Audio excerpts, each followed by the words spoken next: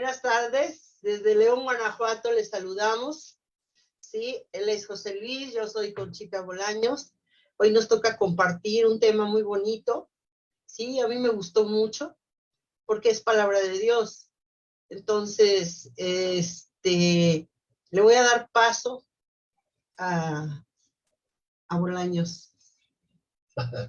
Buenas tardes también. Sí, yo les saludo desde aquí, desde la bella ciudad de Londres.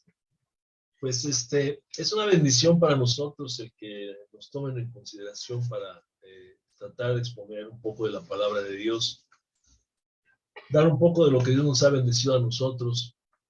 Y pues la verdad, déjenme decirles para romper un poquito el hielo y liberarme un poquito de los nervios, porque siempre que me toca exponer la palabra de Dios, pues siempre traigo eso de mi corazón. Siento una verdadera incapacidad para exponerla. Me uno a nuestro amadísimo hermano Pablo, que dice, y para estas cosas, ¿quién es suficiente? Yo me siento totalmente incapaz de exponer la palabra. Creo que solamente porque el Espíritu Santo de Dios de pronto nos da un poco de palabra y se puede exponer. Pero ese es por un lado. Y por otro lado, déjenme decirles que el tener a Alberto enfrente siempre, siempre me impone. Le voy a decir por qué. No, porque él, bueno, pues algunos de ustedes, los que no lo saben, pues él, en el plano terrenal, que dice el Señor Jesús que no le llames maestro a nadie, en el plano terrenal, en nuestro nivel donde nos movemos, pues él fue mi maestro y también el de Conchita. Nosotros fuimos discipulados por él, estando en la Ciudad de México. Y pues lo conocemos bien a Blanquita, de años, de toda la vida nos conocemos. Y bueno, pues han sido para nosotros un ejemplo a seguir. Ojalá yo lo pudiera seguir al 100 como es él.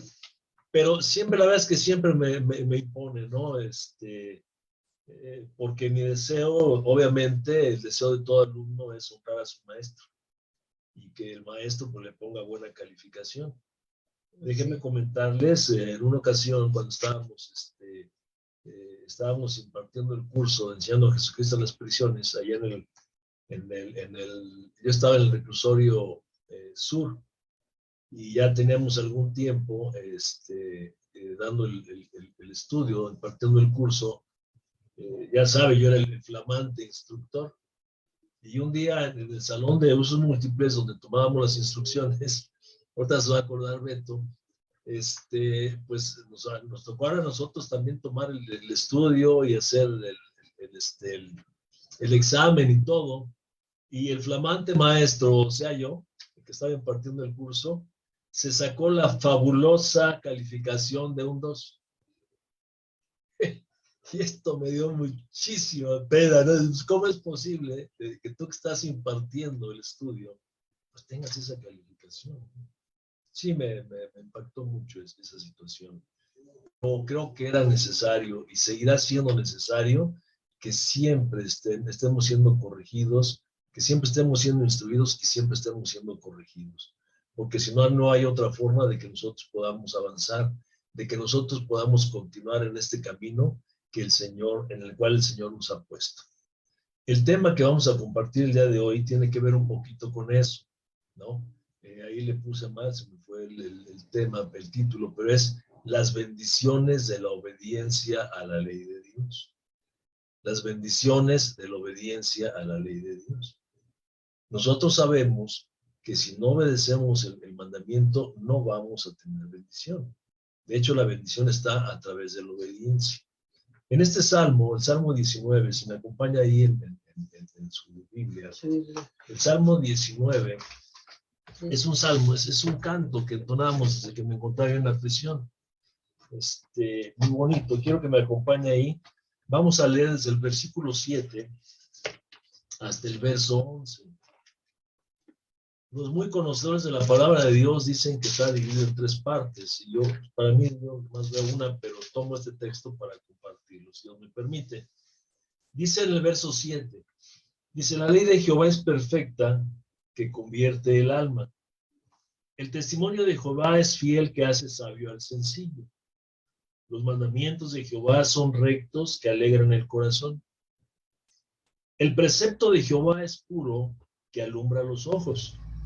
El temor de Jehová es limpio que permanece para siempre. Los juicios de Jehová son verdad, todos justos. Deseables son más que el oro y más que mucho oro afinado, y dulces más que la miel y que la que destila el panal. Y en el verso 11 dice, tu siervo es además amonestado con ellos, y en guardarlos hay grande galardón. Esto a mí me dice que si no tengo estos mandamientos, aparte de que sabemos nosotros qué es guardar, si no lo leo, si no lo tengo, no lo puedo guardar, y si no lo guardo, pues menos lo voy a poder obedecer. Entonces, el guardarlos, el ponerlos en práctica, trae un grande galardón, y aquí nos habla de varios galardones. La ley de Jehová dice, para el principio dice que es perfecta. Esto me lleva, ¿por qué debemos obedecer nosotros la ley de Dios? Entendamos como ley todo el conjunto de mandamientos que están escritos en la palabra. Entendamos como ley eso. La Torá nos habla de los primeros 5 libros, del Pentateuco. Y dice que estos 5 primeros libros, eso dice, son perfectos. No le falta nada, no le sobra absolutamente nada. No tenemos nada que añadirle, aunque de veras yo creo que muchos de nosotros quisiéramos ponerle algo más porque a Dios se le olvidó algo. O quisiéramos quitarle algo pues, porque no me gusta. Pero dice el Señor que no tenemos que añadirle ni quitarle absolutamente nada, porque la ley del Señor es perfecta.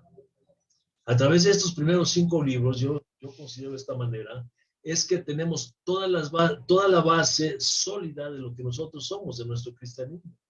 Todas las enseñanzas del Señor están ahí. Está la historia del pueblo, está desde el Génesis, la caída, todo está ahí, está el Evangelio, todo. Entonces, esto es perfecto. El apóstol Pablo dice ahí en la primera carta a los Corintios, dice que estas cosas están escritas, hablando sobre todo del peregrinar del pueblo de Israel por el desierto, dice que esas cosas están escritas como un ejemplo para nosotros, para que no codiciemos. O sea, si yo me pongo a observar la vida de estos hombres, cuál fue su vida en el desierto, todas las rebeliones que tuvieron, cuánta queja, cuánto todo, pues ahí me voy a ver reflejado. ¿Cuál era el asunto? Que siempre estaban quejando. Siempre estaban propuestos a la desobediencia, que es algo que está puesto en el corazón de nosotros los seres humanos. La disposición natural de ir a la desobediencia, a brincarnos siempre la ley. Y la ley que hay por Dios ha sido establecida, todas las leyes. Entonces, ¿por qué debemos obedecer? El primer punto, porque pues es la palabra de Dios. Porque es un mandamiento. Y es justo que nosotros obedezcamos los mandamientos de Dios. Nos debemos a Él. Toda su creación se debe al Señor. Toda la creación, sin excepción, obedece y se rige por la palabra de Dios, porque la palabra de Dios controla todo, crea todo, gobierna todo. La palabra de Dios es todo. Entonces, debemos obedecer. Nosotros con mayor razón porque somos hijos de Él, pero aquellos que no son los hijos de Él también deben de estar sujetos a la palabra de Dios, porque es justo. La segunda razón por la que debemos de obedecer la palabra de Dios es por lo que representa, por lo que es la palabra. Ahorita vamos a ver algunas de las cosas que es, sus características. Estamos viendo ahorita una que es perfecta. Y la tercera razón por la que debemos obedecer es por esto, porque nos amonesta y hay un grande galardón cuando la ponemos por práctica. Somos amonestados, confrontados, la ponemos en práctica y hay un grande galardón. Y estos son los galardones que vamos a ver ahorita. Las características de la palabra y los galardones que hay ahí. Entonces yo le voy a dar la palabra a Conchita porque ya me está pellizcando. Entonces para que nos lea algo que nos tiene que leer. Adelante, Conchita. El mismo Salmo 19, 19:7, sí, estamos leyendo que la ley de Jehová es perfecta, que convierte el alma. Y el B, el testimonio de Jehová es fiel. No, ya nomás. Sí, sí, pero El testimonio del Señor es fiel. Sí, el testimonio quiere decir ordenanza. Sí, fiel en hebreo es amán, criar o mantener, seguir, ser, más bien genuino o certero, conducir por el buen camino o el camino de la derecha. Siempre.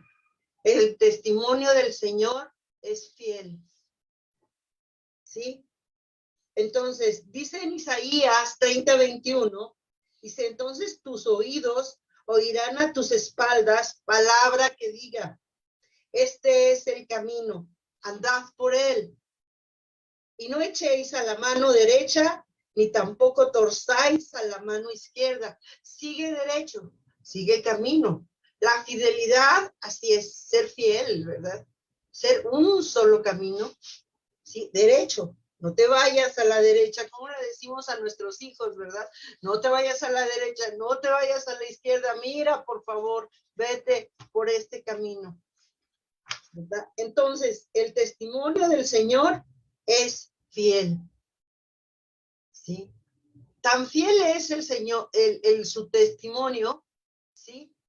Que cuando recibí a Cristo en mi corazón, soy un testimonio vivo de que Él es fiel para alguien infiel, ¿sí? Y le doy paso a mi compañero. Compañerito. Bueno, voy a retroceder un poquito en el punto. Dice, otra vez dice que la ley del Señor es perfecta. Dice yo, no le quitas, no le pones. No hay nada que añadirle. Ahí tiene mandamientos para todo absolutamente. Incluso tiene hasta para los agricultores, ¿no? Cómo hay que sembrar, cómo hay que cosechar. O sea, contiene todo. La palabra de Dios tiene mandamientos para los esposos, cómo hay que tratar a la esposa. Sí. Tiene mandamientos para la esposa, cómo debe de tratar al marido. Aunque a veces quisiéramos quitarle eso, ¿no? No, por eso, el mandamiento luego, es... Tiene mandamientos... Amar. Tiene mandamientos para los patrones, tiene mandamientos para los empleados, tiene mandamientos para los hijos, tiene mandamientos para todo. Para los comerciantes, ¿no? También dice que balanzas justas y pesas justas y que no den kilos de 700 gramos. Entonces, toda la palabra de Dios es perfecta y no le falta ni le sobra absolutamente nada. Absolutamente nada. Y esta perfección de la palabra, ¿qué es lo que hace la palabra de Dios en el que la pone en práctica, en el que la obedece? Dice que convierte el alma. Nosotros sabemos que el alma es el yo. Estudiamos con los psicólogos, ya bueno, pues es que es el yo, el ego, lo que yo soy, mi carácter, mi formación desde pequeño, desde que estoy en el vientre de mi madre. Bueno, yo traigo el alma, pero el alma es ahí formada, ahí se empieza a corromper desde el vientre de mi madre, a lo que yo creo y he escuchado gente que conoce mucho de esto, que el feto desde el vientre de su madre empieza a recibir emociones y todas esas cosas y empieza a acumular experiencias que ya trae en su mente y en su cuerpo emocional.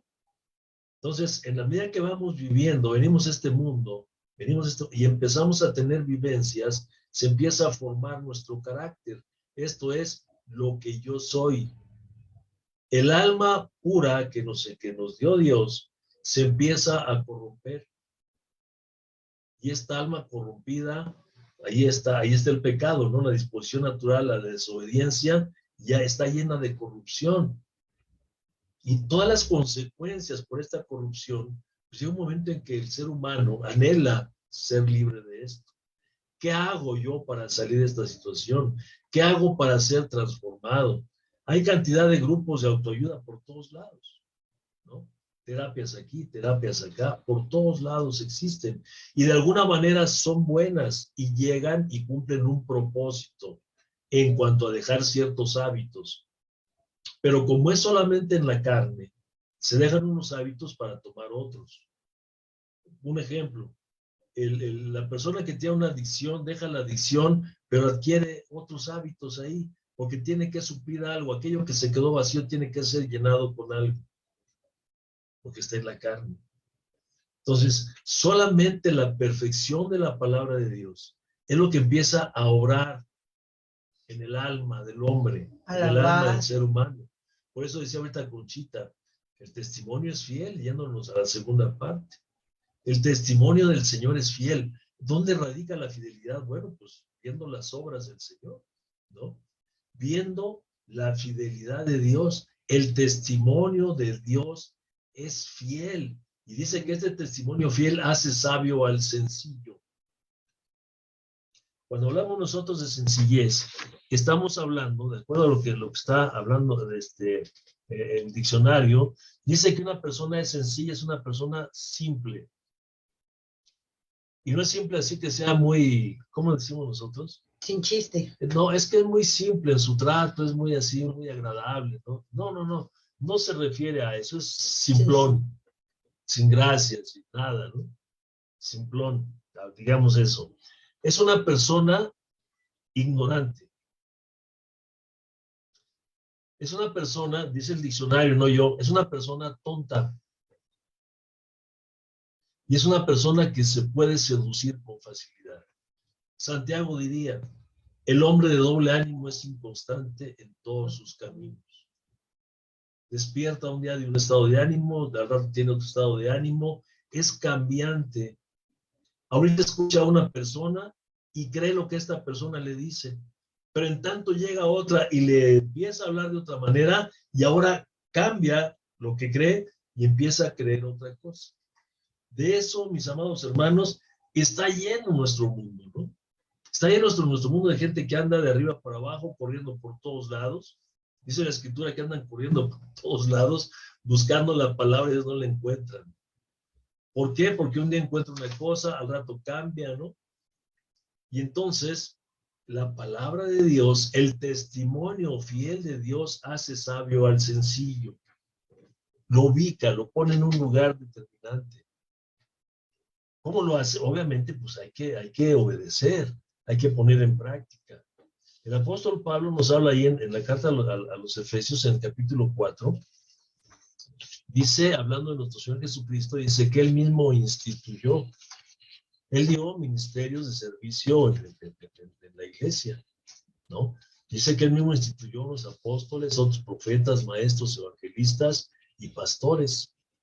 Y la razón para que los instituye, dice, para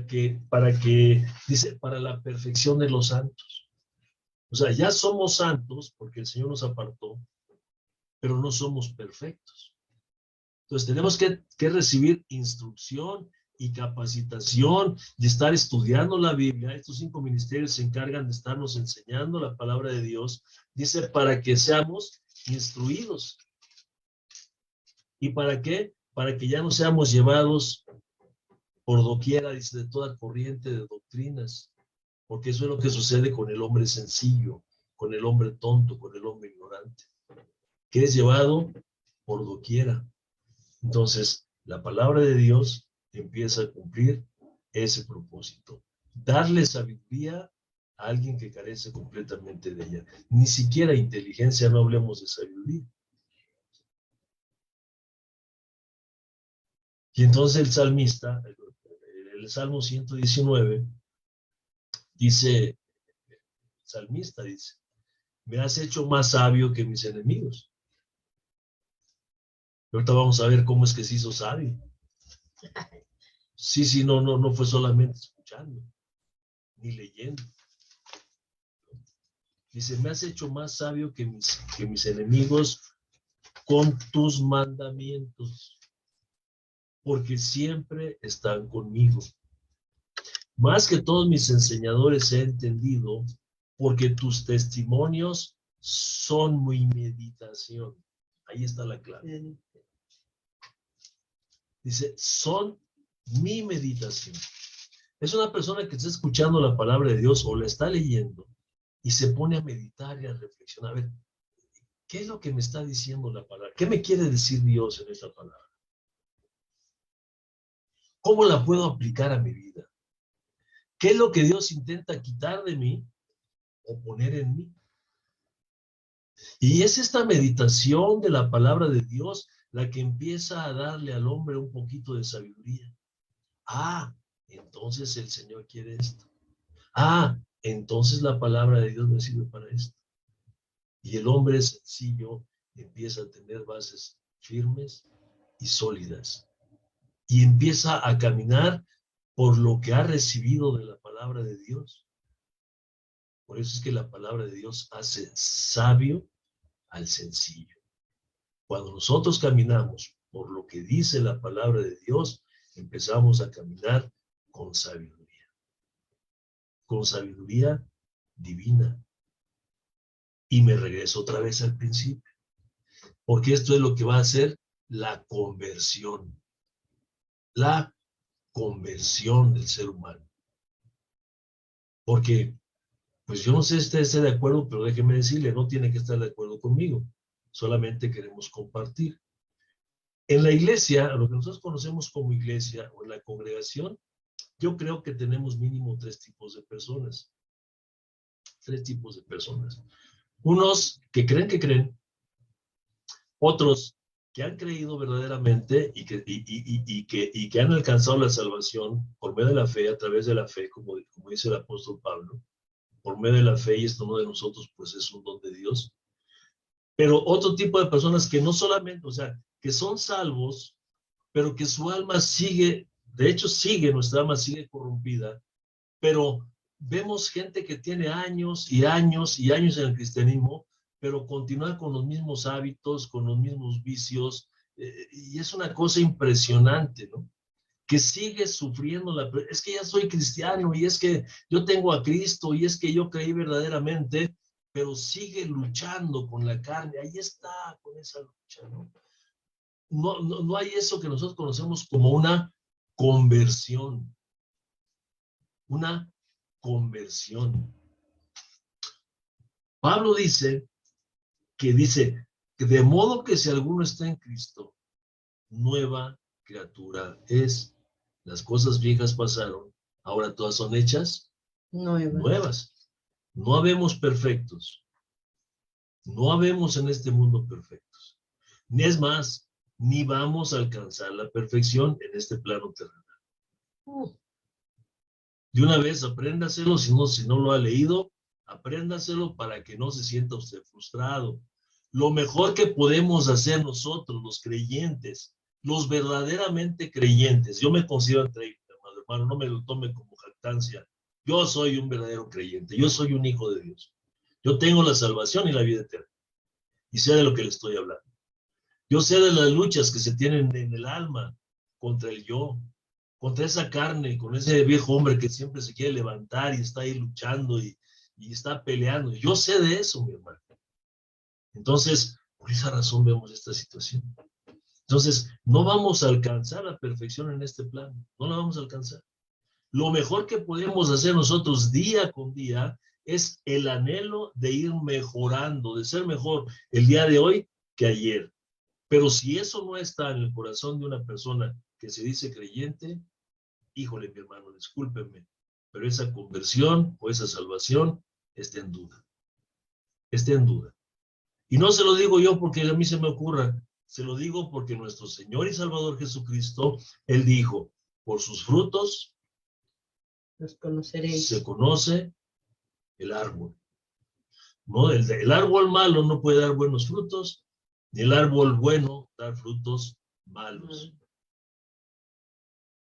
Así que, si tiene cola de perro, pata de perro, orejas de perro, ladra como perro y gime como perro, ¿qué es? ¿Espera? ¿No? Una perrita. Entonces, esa es la situación. La bendición está, ¿o cómo voy a obtener esta bendición? Obedeciendo la palabra de Dios, obedeciendo la ley. Porque la ley está dada precisamente para eso, para convertir mi alma, para transformarme de lo que yo era, transformarme en una nueva criatura, porque esa es la razón para la cual fuimos escogidos tú y yo. No hay otra razón más importante más que esa. ¿Para qué fuimos escogidos? ¿Para qué nos llamó el Señor a nosotros? Nada más para salvarnos y ya. Ya te salvaste, qué bueno. Sí, es importantísimo. Pero nos llamó para que tú y yo nos pareciéramos a Jesús. Hechos a la imagen de Jesucristo, el varón perfecto. Y ahí para eso tiene que haber una conversión en el alma. Hablemos de carácter. Pablo lo diría de esta manera: cambia tus pensamientos, cambia tu yo, cambia lo que traes en la mente para que tengas otro carácter. Y para que a través de que cambie tu carácter, tengas otras actitudes. Y para que cambiando tus actitudes, tengas frutos buenos en tu vida. Y de eso estamos hablando, de una conversión. Una conversión. La perfección, pues mire, cuando usted esté tomando un cafecito a mi salud, mientras usted se echa su café aquí, yo estoy recibiendo mi diploma allá arriba. Este ya la libró. Este ya no vuelve a pecar, este ya es perfecto. ¿Hasta cuándo? ¿Hasta que te mueras? Ah, claro. Uy, qué barbaridad. Pues no dice así el apóstol Juan. Mirad, hermanos, cuál amor nos ha dado el Padre para que seamos llamados hijos de Dios. Bueno, dice, hay esperanza, hay esperanza, hay esperanza. No me lo vaya a tomar a mal, hermano, porque luego a veces soy muy dicharachero. Me dicen, es que eres muy, quién sabe cómo, pues ni modo, ¿no? Pero, Dice, más que parecer un hijo de Dios, pareciera que es lo que está diciendo, ¿no? Dice, mirad cuál amor nos ha dado el Padre para que seamos llamados hijos de Dios. Aún no somos, ¿no? Aún no pareces hijo de Dios. A veces parece una otra cosa menos un hijo de Dios, pero ya nos hizo hijos de Dios. Y dice el mismo apóstol que vamos a alcanzar el grado de perdón. Dice que cuando lo miremos cara a cara, vamos a ser semejantes a Él. ¿Y cuándo es cuando nosotros vamos a ver cara a cara al Señor? Cuando nos reunamos con Él. Entonces aquí lo que más anhelamos es que nuestra alma vaya siendo transformada. Hay un gemido, hay un dolor, hay sufrimiento en el corazón del hombre, en tanto que el alma sigue llena de corrupción. Otra vez. Decía mi paisano José Alfredo Jiménez, otra vez en los mismos errores. Otra vez a lo mismo. Acabo de pasar y otra vez. Bueno, no sé cuántas veces sean necesarias, pero la evidencia es que no me conformo con menos, sino sigo hacia adelante, porque la palabra de Dios me impulsa a seguir adelante. Tengo que alcanzar un día esa perfección, es lo que hay en mi corazón, aunque sé que va a ser hasta aquel día. La ley de Jehová es perfecta, que convierte el alma. El testimonio de Jehová es sencillo. Y es fiel y hace sabio al sencillo, al simple, al hombre fluctuante. Lo hace madurar. Adelante, Conchis. La Biblia habla francamente, abiertamente y directamente. Sí, la palabra de Dios no se anda con rodeos, es directa, ¿sí? Es franca, ¿sí? Algunos decimos, ay, es que soy muy franco, ¿verdad? Es que así soy yo soy muy franca. Pero no, tú no eres franca, eres grosero. Sí, tú no eres franca, eres grosero. Sí, la palabra de Dios, si es franca, que te edifica. ¿Sí? Cuando eres grosero no te edifica. Ajá. Si eres, la Biblia habla francamente, abiertamente y directamente, va al grano. ¿Sí? Por ejemplo, en el mandamiento para mi esposo, que dice yo tengo que obedecerlo. Ah, no, pues esa no me gustó, ¿verdad? Como ese y como muchos, ¿sí? O como a ellos cuando les da que nos traten como vaso más frágil, ¿verdad? O a nuestros hijos, ¿sí? Cuando les decimos que obedezcan a las autoridades, que obedezcan pues simplemente que obedezcan. Pero la palabra de Dios lo dice. ¿sí? También la palabra de Dios es segura, ¿sí? Nos da seguridad, ¿sí? Esto lo dice en 2 de Pedro 1:19. Sí. Tenemos también la palabra profética más segura, ¿sí? A la cual hacéis bien en estar atentos como una antorcha que alumbra en un lugar oscuro. Se me imagina como un faro, como cuando vas al mar y se ve hasta allá el faro y que está prendida una luz. Sí, así se me imagina, ¿sí? Dice en la alumbra que en un lugar oscuro hasta que el día esclarece y el lucero de la mañana salga en vuestros corazones. Hay esperanza, ¿sí? La palabra de Dios nos limpia, edifica y levanta también. Sí, a mí eso es lo que me ha levantado más, la palabra de Dios. Me ha hecho más segura en muchas áreas que tenía yo inseguridad, ¿sí? De mi persona, de ser, de etcétera, etcétera. Me ha dado la palabra de Dios seguridad, ¿sí? Entonces,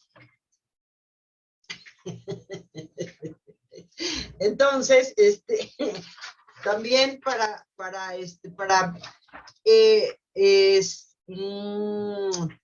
¿cómo lo puedo decir? La seguridad que me da la palabra de Dios es que por muy difícil que esté mi situación o problemas que llegamos a tener, ¿sí? Voy a la palabra de Dios, ¿sí? Y encuentro el consuelo, ¿sí? Y encuentro el consejo adecuado, ¿sí? Entonces, esto indica que es absolutamente fiable la palabra, confiable, constante e inamovible, ¿sí? Si dice que Él te va que Él no nos va a dejar, no nos va a dejar, ¿sí? No te va a desamparar, ¿sí? Nunca. Y que siempre va a estar, ¿verdad? Con nosotros, en todo momento, ¿sí? Y que si Él te envió, Él también te va a sostener. Entonces, no te preocupes, ¿verdad? No te afanes. Si dice que no nos afanemos, es porque no tenemos que afanarnos, ¿sí? Aunque a veces, pues, tardamos en aprenderlo, pero la palabra no se mueve. Ella te va a decir siempre, no te afanes. Ya sea ahorita y cuando tengamos, si es que Dios nos permite, 60. No, yo ya tengo 64.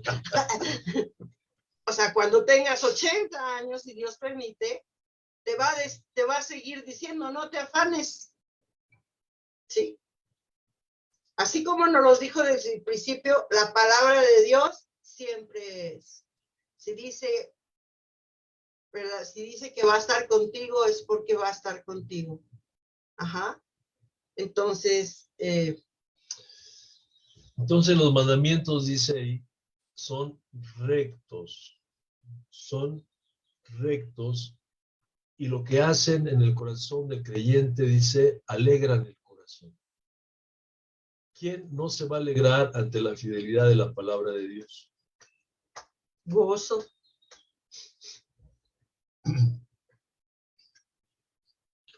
Son rectos, alegran el corazón.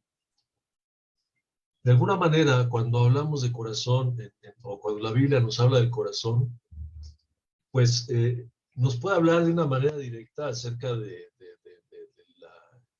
músculo, ¿verdad? Que bombea la sangre, pero no nos habla acerca de ese corazón.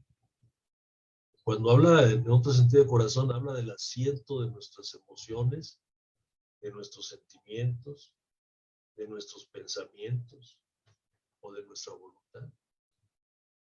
Y es ahí donde la palabra de Dios actúa. Dice, alegra el corazón, da seguridad, me alegra. O sea, yo lo que entiendo en ese sentido es que nos da ese gozo, como dice el Señor Jesucristo, ¿no? Nos da esa paz, esa paz que sobrepasa todo entendimiento. Hay un gozo interno, ¿no? en una parte ahí que yo la verdad no la sé ubicar cuando hablo acerca de las emociones. ¿Dónde descansan las emociones? En mi cabeza, ¿no? Bueno, ahí siento, ¿no? Pero es eso que pasa por acá abajo, ¿dónde? No sé. Pero hablamos del corazón cuando hay una emoción. Un pensamiento me produce una emoción, un sentimiento. Y el sentimiento me retroalimenta el pensamiento y se va haciendo mayor, se va haciendo más grande.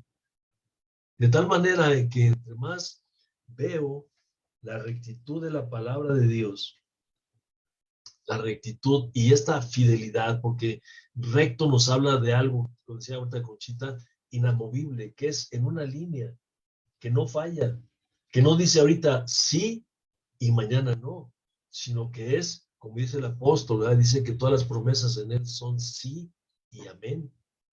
Que yo tengo esa seguridad, no ayer y no mañana, que la tengo ahorita. Y esta seguridad que tengo ahorita tiene que ver con la rectitud de la palabra del día de ayer. Ayer creí y puse en práctica, y el resultado de esa práctica, de eso que creí y eso que puso en práctica, trajo un resultado. Y el resultado me confirma y me dice, la palabra de Dios es recta, Dios no miente, Dios es puro, Dios es recto. Y eso confirma y afirma mi fe, como el grano de mostaza. Porque a veces me pasa como aquel hombre que mientras el Señor Jesús estaba allá en el monte de la transfiguración, por sus más cercanos, y cuando desciende encuentra ahí un alboroto. Y era un hombre que había llevado a los otros discípulos de Jesús que se habían quedado abajo del monte para que le sanara a su hijo que estaba chamucado. A veces me pregunto, bueno, es otra cosa, pero ¿por qué se los llevó a ellos para que lo liberara? Bueno, porque sabía que ellos tenían el poder para hacerlo, el Señor ya se los había dado, ya habían ido y lo habían hecho, pero ahora no pudieron. Y cuando el Señor Jesucristo le pregunta a este hombre, ¿tú crees que yo puedo hacerlo? La respuesta de este hombre le dijo, sí, yo creo, pero ayuda mi incredulidad. O sea, sí creo, pero poquito nada más. Sí creo, pero a veces dudo. Yo pienso que es lo que le está diciendo, porque parto de mí. A veces creo lo que está escrito en la palabra de Dios, pero hay una duda por ahí, media vaga. Pero cuando se logra hacer lo que dice Santiago, que no seamos solamente oidores, sino hacedores. Cuando la fe que decimos creer nos conduce a ponerla en práctica, a hacer obras de fe, entonces hay una confirmación de esa palabra, y esa palabra da una seguridad y produce una alegría, una alegría llena de seguridad. El Señor es recto, la palabra es recta, el Señor es fiel, el Señor no cambia. Eso me da seguridad y me da una forma de vivir. Intenta. Nada más con la palabra de Dios. A veces, yo no sé si le ha pasado, llegamos a la congregación, llegamos a la iglesia y escuchamos una predicación o una enseñanza, y a veces no necesitamos ni poner en práctica la palabra, solamente el escucharla, fíjense, produce alegría. Te da también paz, Sí. te da paz también. Confirmación, es que es otra vez, ¿quién es la palabra?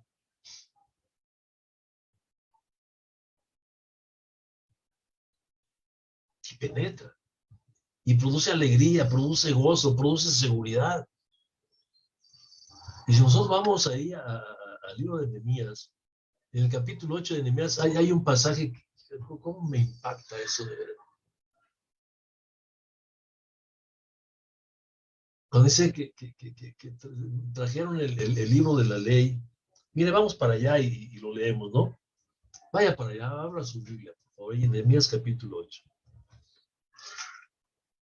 Vamos a leer solamente el verso 1, el 8 y del 8 al 12. Aquí lo tengo yo escrito.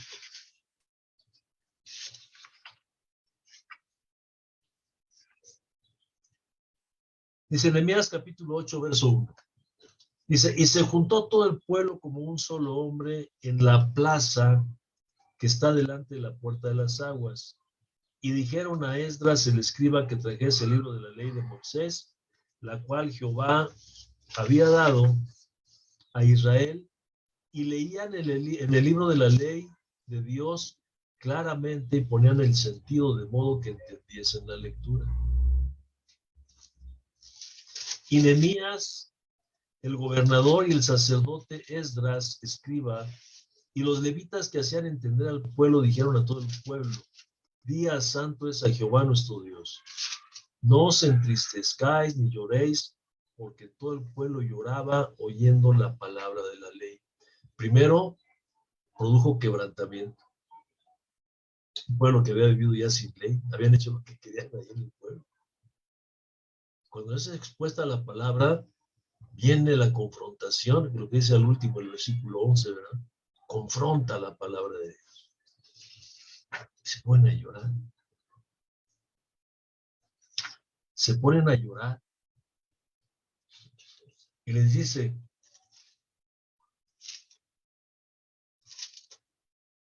no os entristezcáis ni lloréis, porque todo el pueblo lloraba oyendo la palabra de la ley. Luego les dijo: vayan y coman grosura y beban vino dulce, y envíen porciones a los que no tienen nada preparado, porque día santo es a nuestro Señor. No os entristezcáis, porque el gozo de Jehová es vuestra fuerza.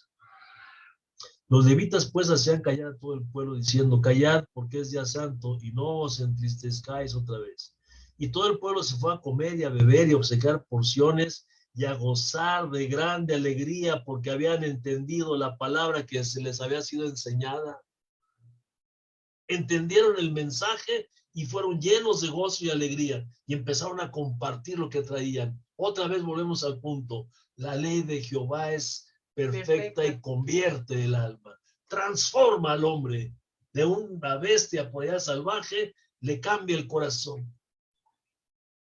Como dice Ezequiel en el capítulo 36, 25, ¿no? Que la palabra se esparciese, esparciré agua limpia sobre vosotros. La palabra de Dios transforma, como dice nuestro Señor Jesucristo: ustedes ya están limpios por la palabra que les he dado. Hay confrontación, hay limpieza, hay gozo y hay alegría. Cambia el corazón. Yo leí que Spurgeon, leí Spurgeon y dice que, sí, hermano, bueno, yo me imagino que así dice, hermano, si no tienes gozo, estás en pecado. Yo dije, ay. Sí. Eso lo dice Spurgeon, ¿verdad? Cuando no estamos gozosos, ¿verdad? Y la palabra de Dios, y es porque también por la falta de la palabra de Dios. Bueno, es que en sí el gozo no tiene que ver con la alegría. La alegría es algo, puede ser espontáneo, ¿no? Estoy alegre porque me saqué la lotería. Yo comentaba con los muchachos ayer en el Cerezo. Bueno, te sacas la lotería, te sacas unos millones y te pones bien contento, ¿o no? No sé. Feliz, brincas, saltas, ¡ay! Ya tienes solucionada tu vida mientras estás adentro del edificio cobrando tu cheque. Pero cuando vas a salir del edificio donde cobraste tu cheque, se te acabó el gozo y empezó el temor. Me van a robar, me van a secuestrar. Se acabó el gozo, se acabó la alegría. Y el gozo es algo que va a permanecer siempre ahí. El gozo lo podemos mantener aún pasando situaciones críticas, enfermedad. Estando en una pobreza extrema, podemos estar con gozo. Jesús estuvo en la cruz, ¿verdad? Y estaba gozoso viendo lo que tenía enfrente. Ajá. Ahí estábamos todos nosotros, ¿eh? Y Jesús nos estaba observando, sufriendo físicamente, pero el espíritu lleno de gozo. Un corito dice: el gozo que tengo yo, el mundo no me lo dio, ¿verdad? El mundo no me lo dio. Y como no me lo dio, no me lo puedes quitar. Sí. Bueno, mire, yo creo que no vamos a terminar porque nos falta un montón. Pero lo que sí le queremos decir, mis amadísimos hermanos, que nos están haciendo el favor de escucharnos, es con todo nuestro corazón esto que le estamos compartiendo. Es lo que Dios nos ha hablado a nosotros. Y hemos tratado de ponerlo en práctica. De hecho, lo hemos puesto en práctica. Por honor a la verdad, pues no siempre. Sabe que somos un poquito testarudos, ¿no? pero lo ponemos en práctica porque hay una gran necesidad ahí. Y un anhelo pues tenemos una responsabilidad todos nosotros porque tenemos alrededor nuestro, dice el autor de los Hebreos, aunque no es en este sentido, alrededor nuestro una densa nube de testigos, a los cuales tenemos que darles un buen testimonio de que Cristo mora en nuestro corazón, porque hemos sido enviados a predicar la palabra de Dios y no podemos predicar algo que no estemos viviendo. Yo me acuerdo de don Jaime, y ahora que estábamos ahí, que Alberto, en el pasado, este evento que tuvimos, que me tocó hablar acerca de la seguridad, y ahí está el asunto. Don Jaime siempre decía, si vas a ir a la prisión a predicar, tienes que estar bien seguro de lo que vas a hacer. Si les vas a hablar de la salvación, tienes tú primeramente que estar bien seguro de que tú eres salvo, porque si no, tu mensaje va a salir pues otro mensaje, ¿verdad? Se nota en nuestra voz, mis hermanos, cuando no estamos seguros de lo que estamos hablando. Y esa seguridad nos la da el Señor porque está aquí, porque lo hemos vivido. Entonces, tenemos esa responsabilidad todos nosotros de dar testimonio, no con nuestra boca solamente, sino con nuestra vida. Y tenemos, esa alma tiene que ser transformada. Tenemos que ir, ¿no? Como dice la Escritura, ¿no? Dice que la luz del sol, ¿cómo dice? El camino del justo es como la luz de la aurora que va en aumento hasta que el día es perfecto. Un día, hace muchos años, que recibimos a Cristo y pues en nuestra vida había más tinieblas que luz, como cuando empieza a salir el sol por el oriente, ¿verdad? Por allá se asoma una lucecita, pero todo está lleno de tinieblas. Pero en la medida que va avanzando el día, el sol va levantándose y empieza a haber cada día más luz, más luz, más luz en la vida del creyente. Dice que es así la vida del justo, ¿no? Como la luz de la aurora que va en aumento hasta que el día es perfecto. Y tenemos esa responsabilidad. Le compartimos lo que Dios nos ha hablado. No terminamos. Solamente quiero llegar de ahí, que veamos el versículo 10, ¿no? Dice que estas palabras, la ley de Dios, dice que es deseable más que el oro y más que mucho oro afinado. Porque el oro se va a acabar. La gente se mata por el oro. El oro, pues ahí va a estar. Las riquezas, pues ahí está. Y hasta de eso vamos a dar cuentas ahí arriba cuando lleguemos y a ver qué hiciste con lo que te di. No, pues lo metí al banco, porque lo hubieras metido al banco, pues lo metí al banco, no, pues mejor lo hubieras puesto a circular, ¿verdad? Para que supla algunas necesidades ahí. Los pobres siempre los vas a tener a tu alrededor. Dice que la palabra de Dios dice que es más deseable que el oro y más que mucho oro afinado, dice, y dulces más que la miel que la que destila del panal. Y no es que seamos masoquistas, pero cuando la palabra de Dios viene a nuestra vida, aun cuando nos reprende, dice la Escritura, bienaventurado el varón a cual tú reprendes. Bendito Dios, porque a través de su palabra nos reprende, nos corrige, porque si nos deja sin corrección, otra vez a la misma. Dice el verso 11, tu siervo además es amonestado. Gloria a Dios. Y grande galardón. Si no hubiéramos sido amonestados por el Señor, no estuviésemos disfrutando estos tiempos tan maravillosos. Que a pesar de que estamos en pandemia, a pesar de que estamos tan retirados, a pesar de todos los pesares, yo creo que en Fundación Emanuel estamos viviendo un tiempo maravilloso de parte de Dios. Que nos estamos acercando más por estos medios y creo yo, fíjese bien lo que le voy a decir, a veces entre marido y mujer, decía ese cantantillo, ¿no? Que ya falleció, decía que el amor se acababa. José. ¿Así se llamaba? Sí. Pepe. Decía que el amor se acababa, pero a veces es que la lejanía que existe entre marido y mujer o los conflictos que están ahí, pareciera, ¿no? Que hicieran que ese amor se acabara. Pero cuando se reaviva un poquito la comunicación y el acercamiento, aquello que parecía que se había acabado surge nuevamente, ¿no? Como cuando usted corta un árbol a ras de tierra y luego le pone agua, retoña y retoña con fuerza. Y yo creo que eso es lo que está pasando con nosotros en Fundación Emanuel. Ese acercamiento que estamos teniendo, esa necesidad de volvernos a ver y de volvernos a saludar y de volvernos a tocar, está haciendo que la llama de ese amor que derramó Dios en nuestros corazones se esté avivando. Y yo le doy gloria a Dios por eso. No se fije si no terminé esto, ¿eh? No se fije. Lo más importante es que Dios nos está hablando y que Dios está con nosotros. Que Dios me los bendiga. Queremos orar por ustedes, sí, por todos. Queremos orar, ¿verdad? Y ándale. Vamos a orar. Ándale. Padre, te queremos agradecer por este tiempo que tú nos has regalado, Señor.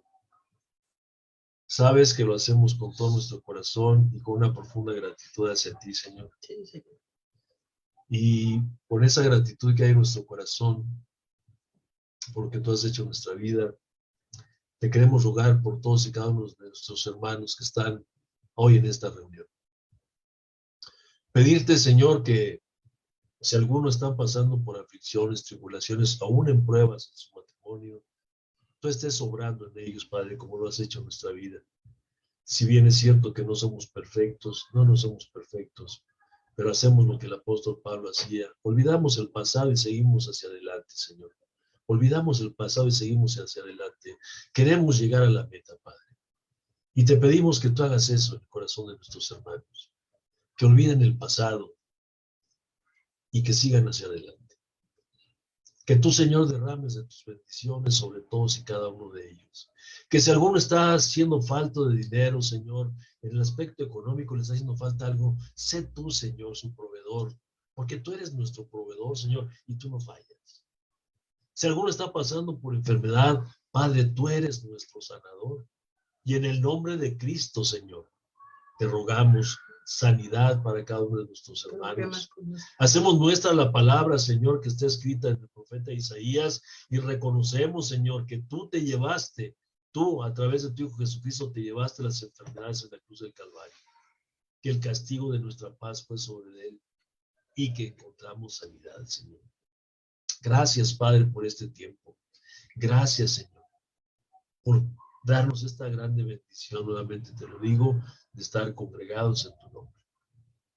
Yo quiero bendecir a todos, Padre, por la autoridad que tú nos has dado y la libertad de bendecir a todos y cada uno de ellos, con salud, con prosperidad, con gozo, con armonía, con toda bendición espiritual, Señor, que viene de ti.